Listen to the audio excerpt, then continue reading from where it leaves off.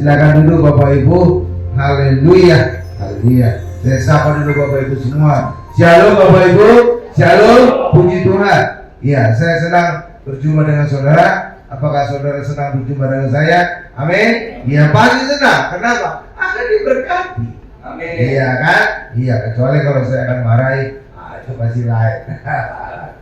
Ya, saya akan selalu menyebutkan ayat 2 Petrus 1 ayat 2. Ayat ini berfirman, ya, kasih karunia dan damai sejahtera akan berlimpah di dalam kehidupan kita oleh pengenalan akan Allah dan Tuhan Yesus. Itulah sebabnya saya selalu mengkhotbahkan tentang Allah dan Tuhan Yesus, agar setiap kita yang hadir, setiap kita yang menonton khotbah ini akan mengalami kelimpahan kasih karunia dan damai sejahtera Allah. Amin. Ya, saya juga mengkhotbahkan Alkitab itu berurutan, mulai dari Kejadian, Keluaran, Imamat, sampai Wahyu. Tapi kesimpulannya harus Tuhan Yesus. Amin. Dan kita sekarang ini telah tiba pada kitab ke-23, dan itu adalah kitab Yesaya. Dan judul khotbah kita hari ini adalah kelahiran dan kematian. Kelahiran dan kematian Yesus. Judul khotbahnya adalah kelahiran dan kematian Yesus. Apa judulnya Bapak Ibu? Kelahiran dan kematian Yesus. Dan itu luar biasanya sudah dinubuatkan dalam kitab Yesaya. Yesaya itu ribuan tahun sebelum Tuhan Yesus hadir, tapi sudah dinubuatkan kelahirannya, bahkan sudah dinubuatkan juga kematiannya. Itu menjadi salah satu bukti bahwa Yesus adalah Tuhan.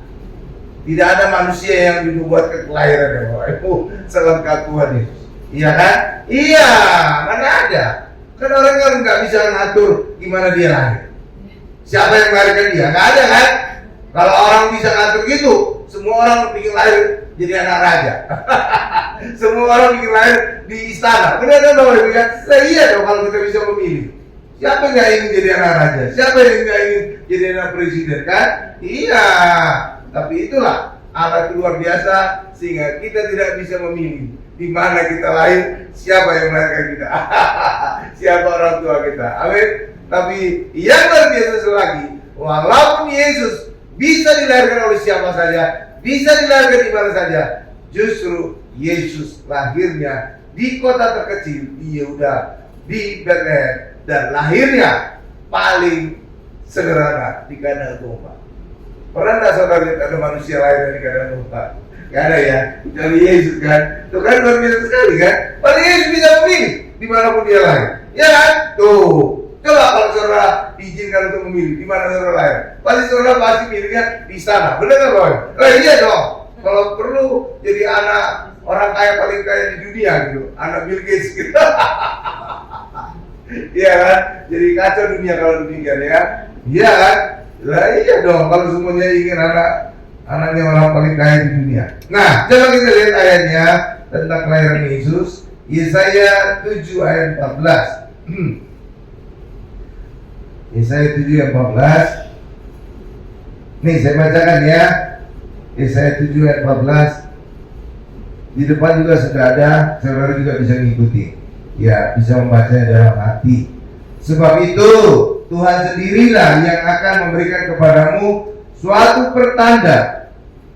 Sesungguhnya seorang perempuan muda, kalau dalam masalah itu ada seorang perawat mengandung dan akan melahirkan seorang anak laki-laki, dan ia akan menamakan dia Immanuel. Tuh Bapak Ibu, lihat. Jadi tanda Tuhan Yesus dilahirkan, Maria yang masih gadis atau masih anak darah disisipkan dalam kisah Ahaz, Raja Yehuda yang sedang dikepung oleh tentara musuh, yaitu Rezin, Raja Aram, dan Pekah, Raja Israel. Jadi firman Tuhan itu, nubuatan itu Allah buat itu kayak tersamar gitu Bapak Ibu. Iya, tersamar ada dalam suatu peristiwa, tiba-tiba disisipkan ada gitu Bapak Ibu, nubuatan. Jadi kayak tersembunyi gitu. Nah ini juga nubuatan kelahiran Yesus tersembunyi dalam kisah ketika Ahaz Raja Yehuda sedang dikepung. Iya. Dan ini juga bisa menjadi gambaran saat Tuhan Yesus dilahirkan, bangsa Israel sedang dijajah oleh kerajaan Romawi. Ya, sedang dikepung oleh kerajaan Romawi. Ya kan? Pada saat Yesus lahir, lagi kerajaan Romawi menjajah Israel. Benar. Dan juga oleh Kaisar Agustus, salah satu kaisar Romawi saat itulah yang memerintahkan Yusuf dan Maria harus kembali ke tempat asalnya, dan itulah Bethlehem. Dan itulah ajaibnya. Ajaibnya di mana, Pak? Ajaibnya saat itu Yusuf dan Maria itu tinggalnya di mana? Nazaret, itu di Galilea. Sedangkan Yesus dinubuatkan di Bethlehem, itu daerah Yudea, di daerah selatan. Bagaimana memindahkan orang tua ini pindah ke Bethlehem supaya Yesus dari Bethlehem? Itulah luar biasanya. Dia buat ide pada kepalanya Kaisar Agustus untuk sensus dalam rangka pajak sebenarnya, agar pajak itu makin banyak dapatnya gitu Bapak Ibu, agar setiap orang tercatat di daerah asalnya, agar semua orang bisa membayar pajak. Tuh kan luar biasa kan? Justru dalam rangka tujuan pajak, rencana Allah tergenapi. Yesus lahirnya di Bethlehem, kan hebat kan Allah dia. Jadi dalam segala situasi Allah bisa membuat rancangannya bisa tergenapi. Bahkan dalam masalah kita pun rancangan Allah bisa tergenapi. Tuhan bisa merubah masalah kita menjadi rencananya tergenapi.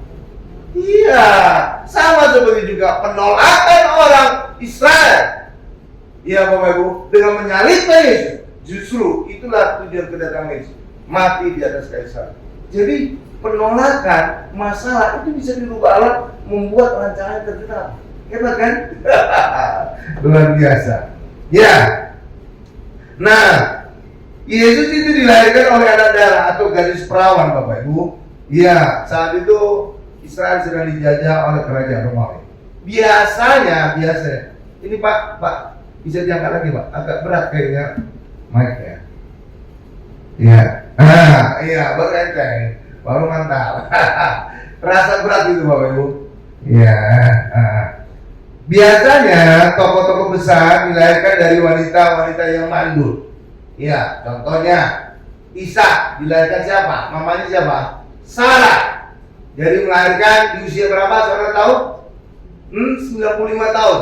Ada saudara berusia 95 tahun ini? Iya kan? 95 tahun. Iya, jadi itu sebenarnya dia udah double mandul. Kenapa? Kalau usia 55 tahun itu udah menopause itu. Nggak aku subur lagi, benar kan Bapak Ibu ya? Jadi masa subur aja dia udah mandul, apalagi menopause, itu double mandul itu. Iya kan? Iya, udah double mandul ini Sarah. Tapi justru disitulah Ishak dilahirkan. Karena tahu kenapa? Kok kayaknya sengaja gitu dilama-lamain Allah? Karena tahu kenapa? Karena pada saat manusia sudah tidak punya pengharapan lagi oleh dirinya, dia bisa melahirkan atau dirinya bisa melakukan sesuatu. Di saat itulah Tuhan bertindak, sehingga kelihatan itu Allah yang bekerja. Lihat, coba kalau saat dia masih muda, masih subur, melahirkan orang, itu kan saya ibunya, gitu. Kan saya bapaknya. Tapi ketika bapaknya Abraham juga sudah udah nggak bisa lagi Bapak Ibu,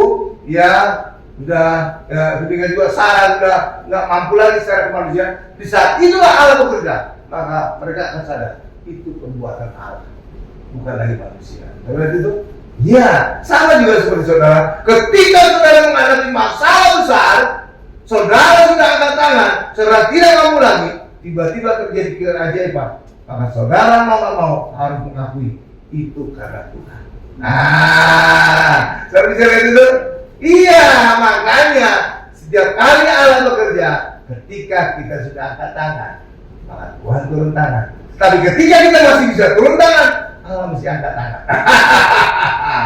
Gitu Bapak Ibu, ngerti ya? Ya, makanya seringkali Tuhan menjawab doa orang yang sudah hancur hati, udah nggak mampu lagi ngapa-ngapain, ya hanya berserah aja. Di situ Tuhan bekerja. Maka kemuliaan kembali hanya kepada Tuhan saja. Tapi coba kita masih mampu, manusia akan menyombongkan diri. Itu kan karena kecerdasan, dia aja otakku encer gitu kan. Tapi ketika dia sudah nggak mampu lagi menghadapi masalah, ketika terjadi solusi, oh itu masih Tuhan. Gitu loh Bapak Ibu. Makanya Tuhan selalu bekerja ketika manusia sudah angkat tangan. Sehingga semua kemuliaan hanya bagi Tuhan saja, bukan pada manusia. Paham Bapak Ibu ya? Iya, makanya ayat tadi berkata Tuhan benci kepada orang yang congkak hati, yang sombong. Iya, jadi hanya orang yang rendah hatilah Tuhan mau membantu. Kenapa? Karena kemuliaan pasti kembali kepada Tuhan. Ya, iya. Coba orang yang sombong, musuh mendadanya. Wah, aku hebat, temanku banyak, pasukanku banyak. Gitu Bapak Ibu. Iya, makanya ketika Daud menyombongkan kehebatan dia hidup pasukan segala macam, langsung Tuhan hukum dia. Iya, karena apa? Nggak boleh umat Tuhan yang menyombongkan diri. Tuhan benci. Oke ya, makanya waktu saya juga jangan sombong. Habis saudara. Iya, harus rendah hati. Oke, siapa lagi yang mandul akhirnya punya anak hebat? Mamanya Simson. Nah itu istrinya Manoah. Itu juga mandul. Iya Bapak Ibu, iya. Mandul, Manoah akhirnya punya anak hebat, orang paling kuat di Alkitab, Simson. Oke? Iya, mama itu mandul Bapak Ibu. Oke, siapa lagi? Siapa? Samuel dilahirkan oleh ibu yang mandul. Siapa nama mamanya Samuel? Hana Simonakir. Oh bukan. Hana ya. Bukan opung Hana. Hana ya Hana itu mandul Bapak Ibu, tapi kemudian dia melahirkan anak yang luar biasa, Nabi Samuel. Oke, ya Bapak Ibu ya. Siapa lagi? Yohanes Pembaptis. Siapa nama mamanya? Elizabeth, ya kan? Ya, terus itu udah mandul, udah tua-tua semua ini. Tapi pada usia tuanya, terakhir baru muncul.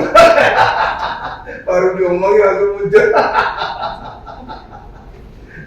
Kau telah datang, baru disebut nama kau.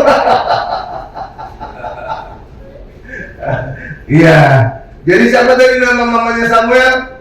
Hana Simorangkir. Hana ya. Ya. Jadi nama mamanya Yohanes Baptis adalah Elizabeth ya. Ya, oke. Jadi saudara lihat itu, orang-orang hebat ini lahir dari ibu yang sebelumnya mandul. Saudara tahu kenapa?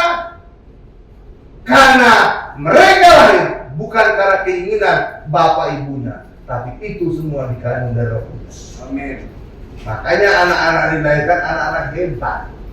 Karena itu, iya anak hebat, bukan karena keinginan bapak ibunya.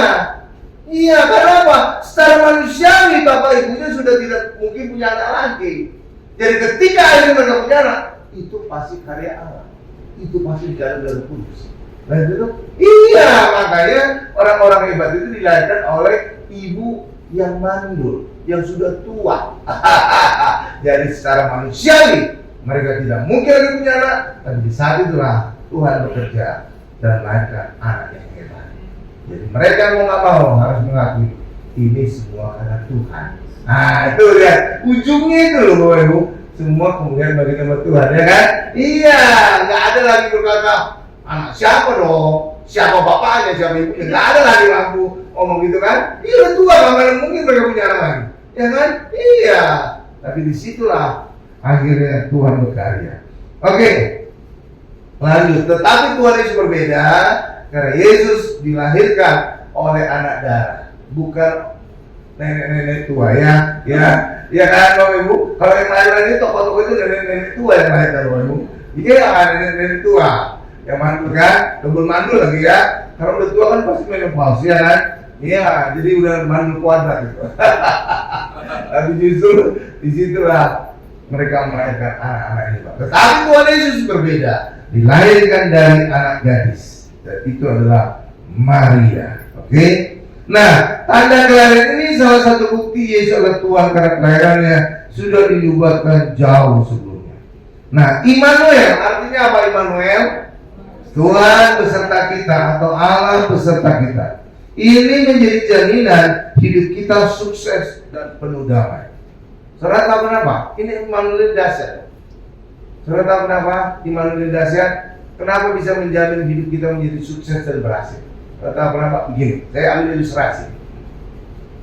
Kalau seorang pegawai baru diterima di suatu perusahaan, biasanya ini ya, nggak semua, perusahaan itu akan memberikan SOP kepada pegawai baru itu. Nih, kamu peraturan yang ada di perusahaan ini, ya, kamu harus mengikuti ya. Ini nggak boleh lakukan, ini nggak boleh lakukan, ini harus kamu lakukan, ini kamu harus lakukan. Benar kalau ya kan? Umumnya gitu. Nah, tergantung si pegawai baru ini, apakah IQ tegak atau jeblok gitu. Kalau IQ tegak ya mungkin dia bisa memahami SOP itu 80% lah. Ya nggak mungkin 100%, pegawai baru.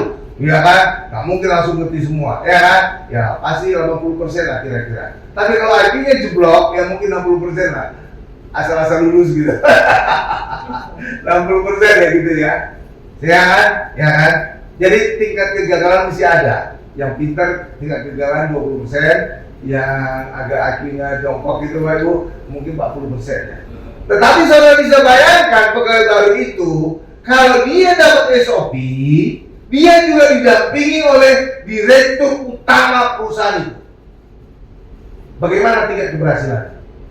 Oh pasti 100%, bukan lagi ada tingkat kegagalan. Iya didampingi oleh penguasa tertinggi di perusahaan itu. Mantap itu Bapak Ibu, benar nggak? Lainnya dong, selain dia dapat SOP, dia juga didampingi oleh dirut atau presdir perusahaan itu. Oh udah pasti sukses itu.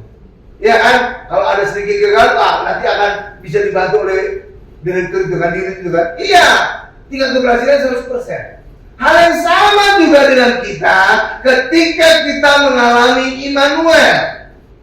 Tuhan sudah memberikan kita SOP, itulah Alkitab. Tetapi setiap kita pasti nggak selalu bisa mengerti tentang Alkitab. Iya kan? Iya kan? Iya. Tetapi saudara bisa bayangkan kalau Tuhan mendampingi kita. Wow! Selain kita dapat Alkitab, Tuhan juga menyertai kita 100% jalan kita berhasil dalam hidup. Begitu? Sama kan dengan pegawai baru tadi kan? Iya. Jadi pasti tingkat keberhasilan kita 100%. Lah iya dong. Tuhan pencipta langit dan bumi mendampingi hidup kita. Wow. Mantap itu, sukses itu. Iya kan? Itulah dahsyatnya Immanuel. Itulah sebabnya orang Kristen harus menyadari, wih, Immanuel itu dahsyat. Selain saya dapat SOP dari Tuhan dan itu adalah Alkitab, saya juga didampingi oleh Tuhan, disertai oleh Tuhan. Wah, hidupku sukses itu pasti. Berhasil. Apapun masalah bisa dilewati. Benar kan Pak Ibu? Lah iya dong. Tuhan pencipta langit dan bumi menyertai kita. Wih, makanya Immanuel itu saudara harus renungkan. Ih, dahsyat ini. Ini memberikan jaminan hidupku pasti berhasil. Pasti. Lah iya dong. Tuhan menyertai kita. Ya kan? Kayak bandingkan tadi pegawai baru, sukses itu kalau didampingi diri. Ya kan? Iya dong. Iya, karena itulah. Dahsyat ini Immanuel. Oke Bapak Ibu ya. Ya, dahsyat Immanuel. Oke. Iya. Nah, sekarang bagaimana sebenarnya wujud Immanuel itu di dalam kehidupan kita? Saudara bisa bayangkan nggak kira-kira penyertaan Tuhan itu bagaimana? Apakah Tuhan menyertai kita di monitor dari surga? Lihatin kehidupan kita, penyertaannya. Apakah penyertaan Tuhan itu dalam wujud Tuhan mau gandeng tangan kita? Apa wujud Immanuel itu Tuhan menggendong kita? Memang ada juga yang berkata Tuhan menggendong kita sampai putih rambut kita. Benar kan Ibu ya? Iya ada Yesaya. Oke ya. Ya. Wujud yang paling afdol, yang paling dahsyat itu apa? Saudara tahu apa? Menyatu dengan kita. Yesus dalam kita dalam Yesus. Dan itu terjadi saat kita terima perjamuan kudus. Saat kita terima perjamuan kudus, kita makan dari Yesus, kita minum dari Yesus. Yesus dalam kita dalam Yesus. Inilah Immanuel yang sesungguhnya. Itulah sebabnya ketika kita rutin perjamuan kudus, banyak hal besar, banyak hal dahsyat kita alami dalam kehidupan. Amin Bapak Ibu, berikan kemuliaan paling dahsyat bagi kita. Dari itu ya, makanya perjamuan kudus itu bisa spirit, hanya makan, hanya minum. Ih, dahsyat itu dulu. Nah, sekarang kita lihat Yesaya 9 ayat 5 ya, coba. Yesaya 9 ayat 5. Oke, Yesaya 9 ayat 5 nih saya bacakan ya. Sebab seorang anak telah lahir untuk kita, seorang putra telah diberikan untuk kita. Lambang pemerintahan ada di atas baunya. Katakan sama saya, di atas baunya. Ya. Dan namanya disebutkan orang penasihat ajaib, Allah yang perkasa, Bapa yang kekal, Raja damai. Amin. Raja damai ya. Jadi itulah sebabnya kalau kita ada dalam Yesus dalam kita juga harus membawa damai, sehingga kita benar-benar anak Allah. Benar-benar punya. Kalau Yesus Raja damai, berarti luar Yesus ada damai nggak? Ada. Jadi seorang bisa nilai lah orang yang luar Yesus. Ya kan? Lah iya dong.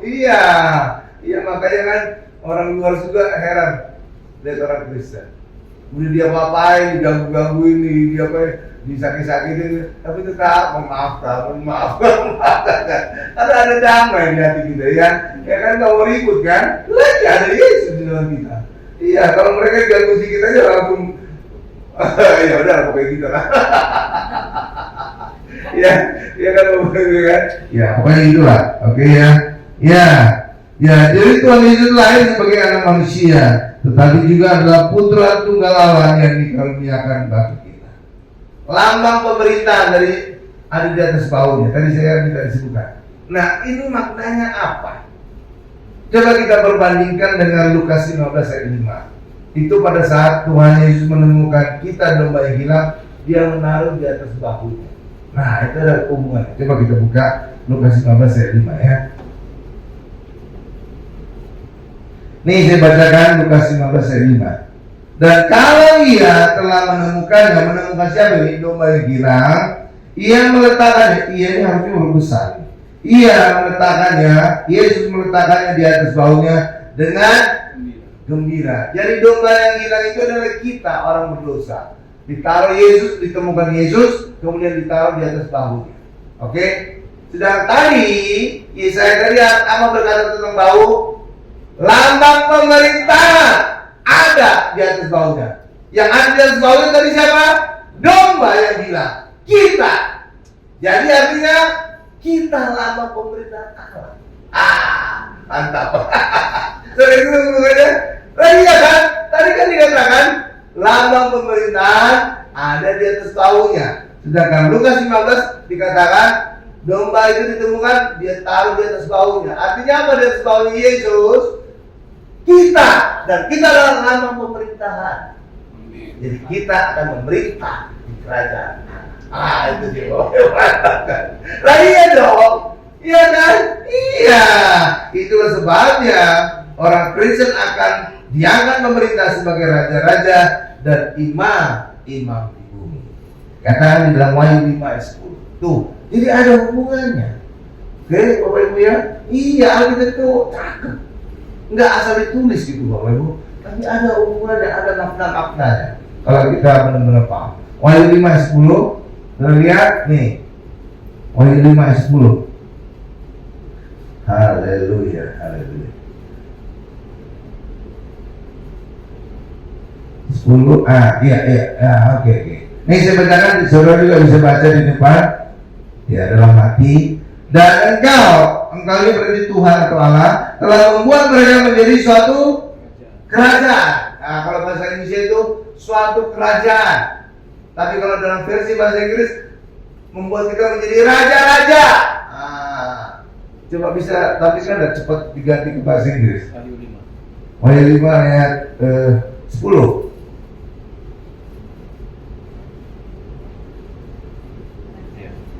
Coba Kingsnya di blok di arsir. Stop. Ya udah. Kings, tuh lihat kan? Raja-raja. Nggak tahu versi bahasa Indonesia kita suatu kerajaan. Jadi nggak bunyi ke kita. Ya kan? Jadi versi bahasa Inggris lebih tajam. Kings, jadi raja-raja dan priest, imam-imam. Gitu Bapak Ibu. Jadi kalau bahasa Indonesia kan disebut suatu kerajaan. Nggak bunyi ke kita, nggak bunyi, nggak nyambung ya. Ya. Oke, kembalikan ke bahasa Indonesia Bu. Ina atau Putri ini? Ina. Oh ya, kembalikan ke bahasa Indonesia. Nah, ya. Nah, ya kan Bapak Ibu ya. Jadi agak beda sedikit ya. Suatu kerajaan dan menjadi imam-imam bagi Allah kita, dan mereka akan memerintah sebagai raja di bumi. Ah, itu kan seperti itu. Jadi ada maknanya kita ditaruh di bawah Tuhan Yesus. Kenapa? Karena kita akan diprogramkan untuk menjadi raja-raja dan imam-imam di bumi. Oke Bapak Ibu ya? Iya, makanya kita seringkali disebut orang Kristen imamat yang rajane. Imam dan raja, itu artinya imamat dan rajane. Oke? Jadi kita menjadi imam-imam dan raja-raja, imamat dan rajane. Oke? Iya. Jabatan kita ada dua. Kalau dulu zaman perjanjian lama, satu orang itu hanya satu jabatan, raja aja, atau imam saja, atau nabi saja. Enggak ada yang merangkap gitu. Tapi Tuhan Yesus 3 jabatan dipegang, raja, imam, dan nabi. Oke Bapak Ibu ya. Nah, makanya harusnya juga orang Kristen punya 3 jabatan. Iya, imam, raja, dan nabi. Tapi kenapa kenabian kita tidak disebut, Pak? Padahal tugas kenabian kita ada loh. Apa tugas kenabian kita? Memberitakan amanat agung Tuhan Yesus. Itu tugas kenabian kita. Jadi menyampaikan firman. Zaman dulu Nabi juga menyampaikan firman. Oke? Iya, sama dengan kita. Tetapi kenapa nggak disebut jabatan kenabian kita, Pak? Karena jabatan Nabi itu ada 2. Satu menyampaikan firman, satu lagi menunjukkan dosa orang Israel dan menubuatkan hukuman Allah atas dosa mereka. Nah, itu yang kita lakukan di tugas kedua. Oke? Iya. Makanya kalau saudara baca perjanjian lama, saya sudah hampir selesai satu Alkitab, menyiapkan khotbahnya Bapak Ibu, sehingga saya baca dulu. Saya bisa melihat, kalau saudara juga baca, nabi-nabi itu selalu kayak gitu, menyampaikan firman. Yang kedua, menunjukkan dosa-dosa orang Israel dan menubuatkan hukuman Allah atas dosa itu. Iya Bapak Ibu, coba saudara baca deh. Nabi-nabi mulai dari Yesaya, Yeremia, terus sampai Nehemia. Itu selalu 2 gitu. Menyampaikan firman, yang kedua menunjukkan dosa-dosa orang Israel dan menubuatkan hukuman Allah atas dosa itu. Iya, nah tugas kedua itu nggak kita lakukan. Kita tidak lagi menunjukkan dosa orang lain dan tidak lagi menubuatkan hukuman Allah atas dosa itu. Enggak. Ya, makanya orang Kristen jangan mengutuk kesalahan orang lain atas diri kita. Ya, jangan ya. Jadi walaupun orang lain itu berbuat jahat kepada kita, jangan seolah mengutuk. Terkutuklah engkau. Engkau akan sakit, engkau akan malu. Jangan. Orang Kristen nggak boleh gitu ya. Itu sebenarnya tugas Nabi yang kedua. Tapi bagi orang Kristen, kita tidak lagi punya tugas yang kedua itu. Tugas kita hanya satu, tugas kenabian kita memberitakan amanat agung Tuhan Yesus. Amin. Memberitakan Injil, keselamatan, kabar baik kepada banyak orang sampai ke ujung bumi. Amin Bapak Ibu. Oh. Oke ya. Jadi sebenarnya kita 3 jabatan ya, imam, raja, dan nabi. Tapi kenabian kita tidak disebut karena tugas keduanya dihilangkan dari kita. Makanya yang jelas-jelas disebut adalah keimaman kita dan rajanya kita. Oke ya. 2 jabatan, makanya kita disebut imamat yang raja. Gitu ceritanya Bapak Ibu. Paham ya? Oke, lanjut. Nah, sekarang kita masuk pada penderitaan dan kematian Tuhan Yesus. Tadi Yesaya menubuatkan tentang kelahiran Tuhan Yesus. Sekarang menubuatkan tentang penderitaan dan kematian Tuhan Yesus. Coba Yesaya 53 ayat 4 sampai dengan 5. Coba. Yesaya 53 ayat 4 sampai dengan 5. Saudara bisa ikuti ya. Sekarang saya ada 4 handphone untuk merekam khotbah Bapak. Saya juga merekam tampilan ayat, gambar-gambar juga. Nah, nanti kemarin saya sudah praktekkan ya. Jadi saat present worship, lagu-lagunya itu saya taruh ada kotak kecil di bawah. Jadi orang bisa ngikutin video itu sambil membaca teks lagunya. Jadi dia juga bisa kayak karaoke, nyanyi gitu Bapak Ibu ya. Nah, supaya apa? Saudara bisa ikut nyanyian itu juga saat present worship. Itu baru improvisasi saya pertama kali. Nah, itu nanti akan saya kembangkan lagi saat Jumat Agung. Itu kan banyak gambar-gambar nanti dari Rosa. Nah, nanti saya gambar-gambar itu yang besar, baru saya nanti nongol kecil di pojok gitu. Ya, supaya saudara bisa melihat, nggak saya fokusnya tapi itu gambar-gambar dia, supaya cuma bisa makin mengerti. Oke ya. Nah ini juga nanti ayat-ayat ini nanti akan saya tampilkan di pojok, jadi saudara juga bisa mengikuti ayatnya ya. Oke. Nah, makanya ada 4 sekarang. Jadi pandangan pertama perspektif kiri, tengah, kanan. Nah itu yang satu lagi itu untuk tampilan di TV. Jadi gambar-gambar ayat yang terlihat udah direkam. Keren ya. Harus semakin bagus. Suara juga saya coba improve. Sekarang masih agak-agak sender gitu atau apa.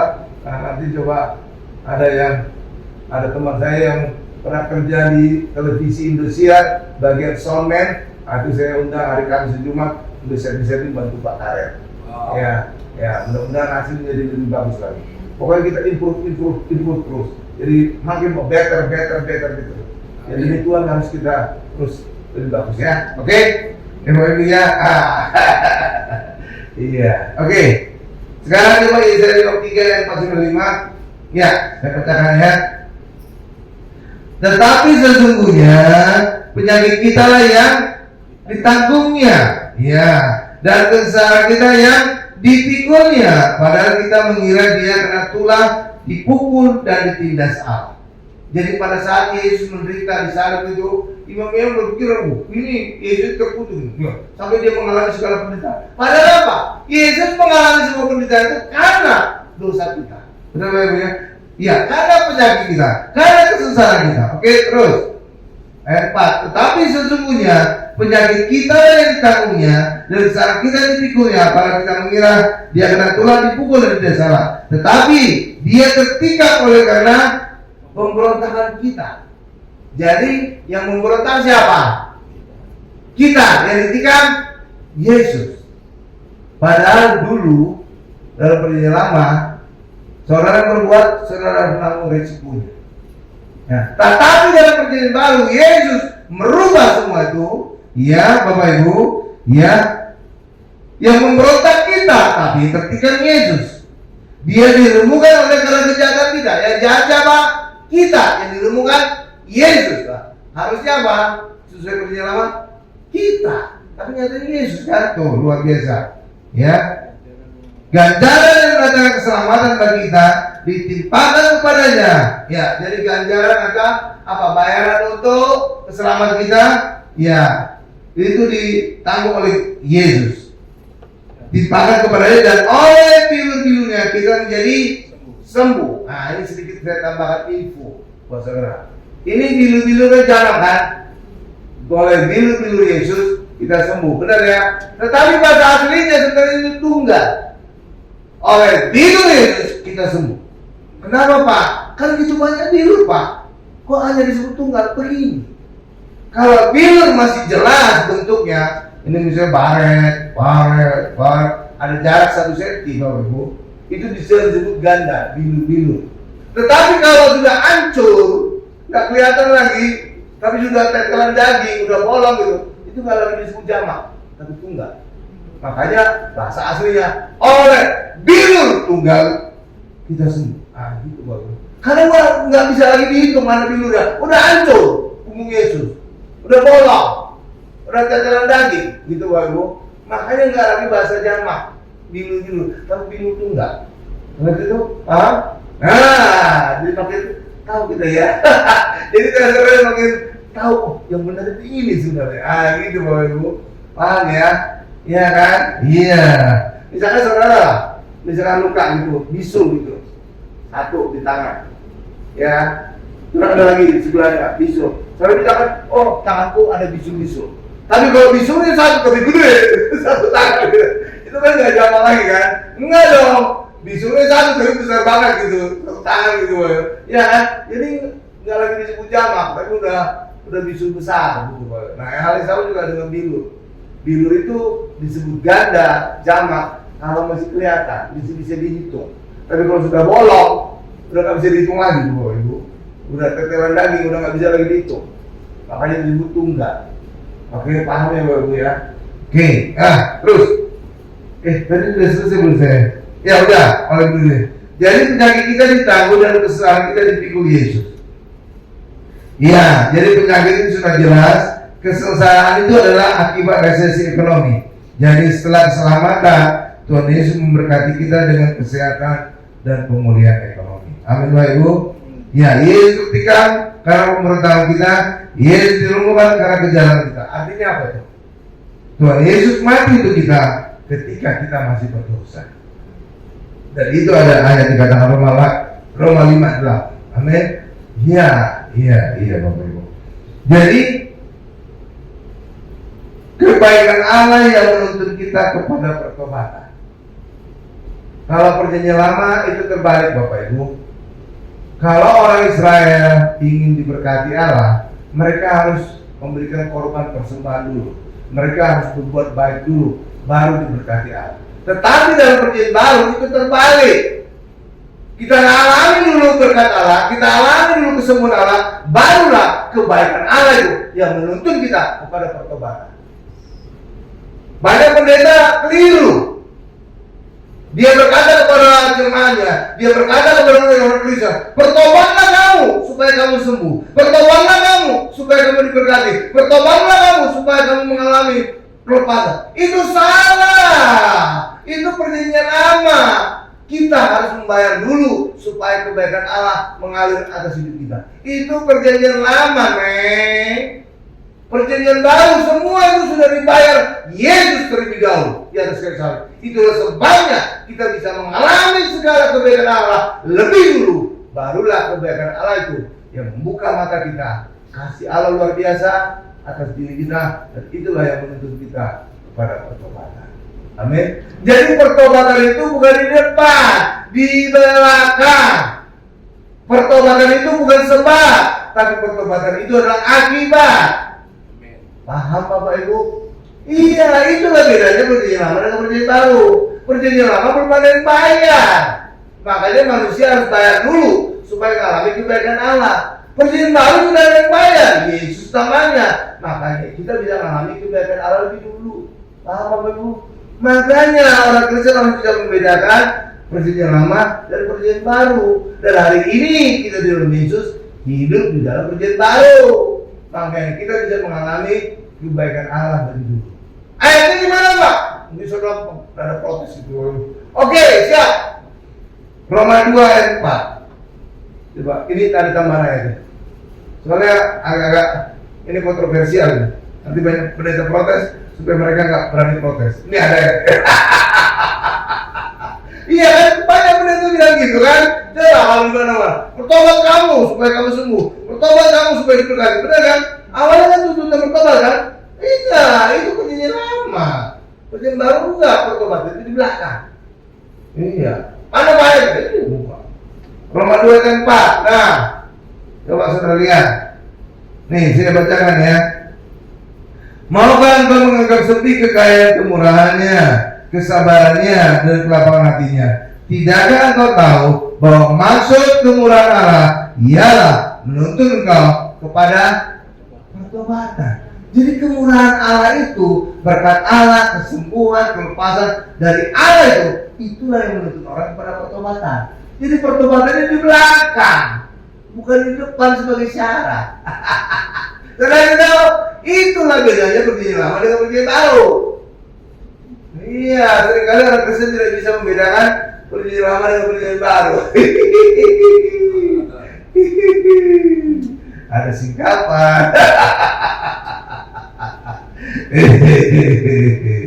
Iya kan Bapak Ibu ya. Jadi saya ngomong itu bukan ke arah, ada ayatnya. Cuma kadang-kadang kita nggak ngerti ya. Tapi oke lah. Tapi setelahnya harus ngerti. Oh iya loh. Itu ibarat ini loh Bapak Ibu. Orang umumnya kalau sekolah kan harus bayar dulu baru bisa mengikuti ajaran kan. Tapi sebenarnya kadang-kadang orang nggak ngalamin itu, tapi dia dibayarin dulu, dan itu kan beasiswa. Dibayarin dulu, mau instansi atau pemerintah atau apapun itu, LPDP boleh lah, ya. Baru nanti mereka bayarin belakangan, setelah udah bekerja baru dicicil gitu, ya kan? Iya bayarin di belakang, bukan di depan. Wajarnya di depan memang, ya kan? Iya, tapi ada sesuatu yang berbeda, oke? Iya, kayak beasiswa itu. Oke ya, biasanya beasiswa itu bayarnya itu atau kita kerja di tempat yang membiayai sekolah kita, biasanya rumusnya 2N plus tambah 1. Maksudnya apa? Misalkan beasiswanya selama 2 tahun, berarti kita harus kerja 2 tambah 1, 3 tahun di perusahaan itu. Gitu, biasanya gitu rumusnya. Oke?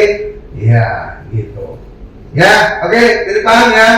Ya, Roma 2 ayat 4 tadi ya. Ya, jadi pertobatan itu di belakang, bukan di depan. Kalau di depan itu perjanjian lama, belum ada yang bayar. Perjanjian baru sudah ada yang bayar. Siapa namanya? Yesus. Makanya kita bisa dapat dulu, baru kita bertobat. Itu. Lihat ya bedanya ya. Perjanjian baru kan? Kan jangan orang yang ngerti gitu kan. Kayaknya semua kita itu sama belum? Enggak.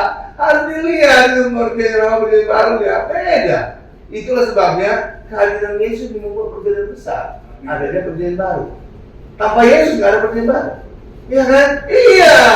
Makanya orang seringkali nggak bisa membedakan perjanjian lama perjanjian baru. Kenapa? Seringkali sekarang Tuhan Yesus diabaikan, nggak disebut-sebut. Tapi ketika kita fokus pada Yesus, kita akan bisa melihat Yesus itu membuat perbedaan. Oke? Dan itulah perbedaan utama adalah perjanjian lama dengan perjanjian baru. Oke? Iya. Ya, ya, oke. Ganjaran mendatangkan keselamatan ditimpakan kepada Tuhan Yesus. Ya, jadi kalau dulu perjanjian lama, kalau kita ingin selamat ya kita harus bayar sendiri. Tapi kalau sekarang perjanjian baru, ganjaran keselamatan kita ditimpakan pada Yesus. Yesus yang bayar. Ya kan? Itu makanya orang Kristen harus makin banyak mendengar tentang Yesus supaya hidup mereka itu berbeda. Kita bukan lagi seperti orang Israel. Kita bukan lagi hidup perjanjian lama, tapi kita sekarang hidup dalam perjanjian baru. Oke ya, iya. Nah, sekarang kita masuk pada bagian berikutnya, kematian pengganti. Kematian Ishak itu sebelumnya Ishak akan dikorbankan oleh Abraham, ya kan? Jadi nggak Bapak Ibu? Tidak jadi. Penggantinya apa? Mana anak domba ya? Domba jantan yang tersangkut di semak-semak. Benar kan Bapak Ibu? Iya kan? Iya, iya. Banyak kali orang mengartikan sebagaimana Abraham rela mengorbankan putranya, putra tunggalnya di hadapan Allah. Putranya Abraham hanya Ishak. Oke ya. Walaupun secara duniawi, manusiawi, anaknya ada lagi namanya Ismail. Oke Bapak Ibu. Tapi sebagai anak perjanjian hanya Ishak. Ya, ya, ya. Ya, tetangga sebelah bilang anak perjanjian itu Ismail, terserah mereka. Ya terserah ya. Jadi kalau kita Ishak ya, ya. Jadi ini anak tunggal di hadapan Allah, anak perjanjian. Oke ya. Nah, jadi banyak anak Kristen berkata, sebagaimana Abraham rela mengorbankan anaknya tunggal Ishak, maka orang Kristen juga harus rela mengorbankan yang paling dia kasih kepada Allah. Itu salah. Ya, Abraham ini mengorbankan Ishak bukan gambaran orang Kristen harus mengorbankan yang paling dia kasih. Bukan, tapi ini gambaran Allah kelak akan memberikan Tuhan Yesus anaknya tunggal untuk mati bagi kita. Ini gambaran tentang Allah. Oke Bapak Ibu ya. Iya, Allah akan menyerahkan anak tunggal Tuhan Yesus. Iya Bapak Ibu. Iya, iya. Dan itu terlihat sebagai pengganti Ishak siapa? Ada domba kan yang tersangkut di semak-semak kan? Iya, itu gambaran apa? Yesus akan ditangkap oleh orang Yahudi di semak-semak. Iya, jadi ada gambaran-gambaran itu. Iya, iya Bapak Ibu. Iya, jadi bukan gambaran orang Kristen ya, itu gambaran Allah yang akan nanti mengorbankan Tuhan Yesus sebagai anak domba Allah yang dikorbankan bagi dunia. Oke? Iya. Nah, kematian pengganti yang kedua adalah kematian anak sulung orang Israel, digantikan oleh domba Paskah, itu di Mesir. Jadi Paskah pertama orang Israel itu di Mesir. Ya. Dan itu ada darah di ambang pintu. Di ambang pintunya bagaimana cara taruhnya? Di ambang atas, kiri, dan kanan. Ya Bapak Ibu ya. Ya kalau saudara baca ayatnya, darah itu harus dioleskan di ambang atas, di ambang kiri, dan kanan. Saudara bisa membayangkan, itu gambar apa? Salib. Saudara ini salib ini yang di depan ini, ambang atas, kiri dan kanan. Keren kan? Jadi di Mesir tadi sudah ada gambaran salib. Di atas, kiri dan kanan kan? Darah itu dioleskan di ambang atas, kiri dan kanan. Tuh. Tuh. Ya. Jadi gambaran salib Yesus saja mampu membuat orang seisi rumah itu selamat dari kematian dan rasul. Apalagi darah Yesus yang sebenarnya di atas kayu salib bisa membebaskan segala manusia dari kematian yang kekal. Tuh lihat gambarannya. Tuh, dahsyat sekali kan? Gambaran saja di Mesir bisa menyelamatkan seisi rumah, Bapak. Iya, apalagi darah Yesus sebenarnya. Bukan hanya anak sulung, seluruh manusia yang percaya kepada Yesus, ada darah Yesus, maka dia akan beroleh hidup yang kekal. Lihat ya. Pada saat Allah melewati rumah-rumah di Mesir tadi, Allah hanya melihat tanda darah, ya kan? Dia mengatas ada darah di pintu rumahnya. Ada darah nggak? Kalau ada darah lewat, ada darah lewat. Nggak ada darah, Allah masuk. Malaikat maut membunuh yang suruh. Allah ada melihat nggak siapa orang di dalam rumah? Enggak. Yang Allah hanya lihat ada darah atau tidak. Bukan dilihat siapa aja di dalam itu. Ada perampok, ada penzina, pencuri. Nggak ada kan? Nggak ada. Siapa saja di dalam rumah tidak melihat statusnya. Di situ ada pendeta, di situ ada tidak peduli. Pokoknya kalau ada tanda darah, dia mau pintu rumahnya, seisi rumah selamat. Artinya aplikasinya sekarang ini apa? Selama saudara punya darah Yesus, selama saudara percaya kepada Yesus, maka saudara tidak dilihat lagi dosa saudara di depan Allah. Karena dosa saudara sudah dianggap Allah telah ditanggung oleh Tuhan Yesus. Tapi bagi orang yang tidak percaya Yesus, bagi orang yang tidak punya darah Yesus di hidupnya, maka kematian akan menjangkau dia. Itu sama dengan di Mesir. Ya, jadi Allah tidak melihat siapa di dalam rumah. Ada perampok, ada penzina, ada pencuri, tidak peduli. Tapi selama ada tanda darah dia mau pintu rumah itu, seisi rumah selamat. Oke, hal yang sama juga dengan kita. Ketika kita percaya Yesus, ada darah Yesus di dalam hidup kita, maka Allah tidak lagi melihat dosa kita. Karena segala dosa kita sudah dianggap Allah ditanggung oleh Yesus. Itu maka kita selamat. Luar biasa ya? Iya, luar biasa. Tuh. Jadi sekarang itu kematian orang Kristen telah digantikan oleh Tuhan Yesus sebagai anak domba Paskah. Coba kita baca ayat terakhirnya 1 Korintus 5 ayat 7b. Setelah itu kita kesimpulan dan kota selesai. 1 Korintus 5 ayat 7b. 7b ya. Saya nggak baca dari awal. Sebab anak domba Paskah kita telah disembelih, yaitu Kristus. Jadi Kristus telah disembelih. Kristus atau Tuhan Yesus adalah anak domba Paskah kita. Kapan disembelihnya? Hari apa? Jumat. Jadi harusnya Jumat itulah hari Paskah. Harusnya. Dulu Jumat itulah Paskah. Waktu saya kecil, Jumat itulah hari Paskah. Kalau sekarang Jumat, Minggu itulah Paskah. Satu bagi kita, benar kan? Iya. Sekarang itu Paskah itu adalah hari Minggu. Kalau dulu waktu saya kecil itu ada Jumat. Kok bisa berubah, Pak? Kenapa bisa dipindah, Pak? Ini ada alasannya. Alasannya kuat. Alasannya adalah kenapa Paskah bukan lagi hari Jumat, tetapi hari Minggu, hari kebangkitan. Karena tanpa kebangkitan, kematian Yesus sia-sia.